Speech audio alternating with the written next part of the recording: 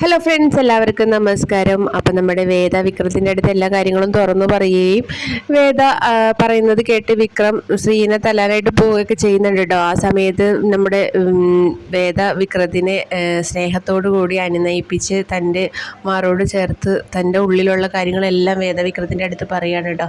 അത് കേൾക്കുന്ന വിക്രത്തിനാണെങ്കിൽ ഭയങ്കര സന്തോഷം വരികയാണ്. വിക്രം വേഗം തന്നെ വേദേനെ നെഞ്ചോട് ചേർത്ത് പിടിച്ച് അവരുടെ കുറേ പ്രണയ നിമിഷങ്ങളും അവർ അങ്ങനെ മനസ്സുകൊണ്ടും ശരീരം കൊണ്ടും അവർ ഒന്നാവുകയാണ് കേട്ടോ.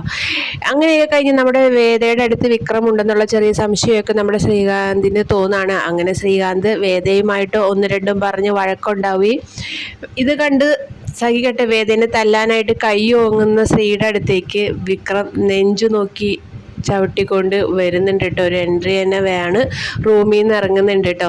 അപ്പോൾ ശ്രീകാന്ത് ഇതുവരെ ചെയ്തു വെച്ച എല്ലാ കൊള്ളരായുധങ്ങളും അച്ഛൻ്റെ മുന്നിൽ വെച്ച് പറയുകയാണ്. ശങ്കരനാരായണൻ ഇത് കേൾക്കുമ്പോൾ നമ്മുടെ ശ്രീകാന്തിനെ അവിടെ നിന്ന് അടിച്ച് പുറത്താക്കുന്ന നിമിഷങ്ങളൊക്കെ ഇനി വരാൻ പോകുന്നുണ്ട്.